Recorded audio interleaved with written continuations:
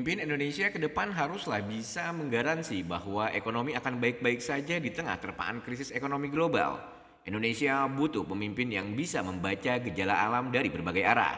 Pemimpin yang mampu menyatukan egaliter terhadap semua kelompok. Erlangga Hartarto adalah salah satu figur yang dirasa sesuai dengan kebutuhan Indonesia terhadap pemimpin dewasa ini.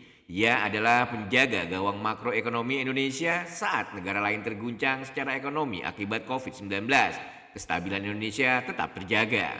Tentu kita tidak bisa pinggirkan badai PHK dan tertekannya pertumbuhan ekonomi. Tetapi berkat Erlangga Hartarto, resiko ekonomi yang lebih besar bisa diminimalisir.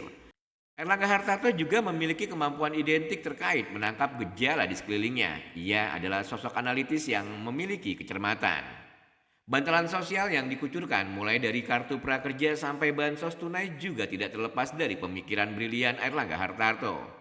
Semua itu dilakukan agar masyarakat kecil tidak terlalu terimbas dengan himpitan ekonomi di masa pandemi. Di tangannya lah Indonesia masih bisa berjaya atas capaian pertumbuhan ekonomi positif 1 tahun setelah pandemi mendera. Soal kebutuhan Indonesia akan pemimpin yang menyatukan, Erlangga Hartarto juga menjawabnya dengan karya nyata.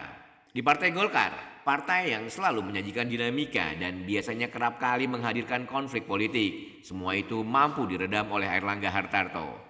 Di bawah komando Erlangga Hartarto, Partai Golkar menunjukkan soliditasnya. Partai ini minim riak konflik dewasa ini.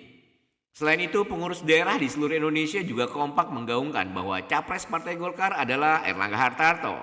Soliditas Partai Golkar yang seperti ini membuat partai lain terancam dan mulai khawatir, terutama PDIP. Tidak kalah penting dari hal di atas, Erlangga Hartarto sesuai dengan kebutuhan pemimpin Indonesia dewasa ini tentang pemimpin yang tak hanya pandai bersilat lidah. Erlangga bukan pemimpin hanya mampu memutar kata dengan fakta. Daripada pintar berbicara, Erlangga Hartarto lebih pintar dalam mendengar. Alih-alih pandai berbicara, kemampuan pemimpin dalam mendengarkan rakyatnya adalah kebutuhan yang tidak terelakkan bagi Indonesia. Erlangga Hartarto adalah bagian kecil dari pemimpin yang mampu mendengarkan persoalan rakyatnya. Ia tidak banyak berjanji, apapun yang bisa ia lakukan maka Erlangga Hartarto lakukan demi kebaikan rakyat. Jadi bagaimana? Apa kita masih egois bertarung di sisi kanan dan kiri, kedepankan pepesan kosong ideologi yang mulai tergerus oleh perubahan zaman?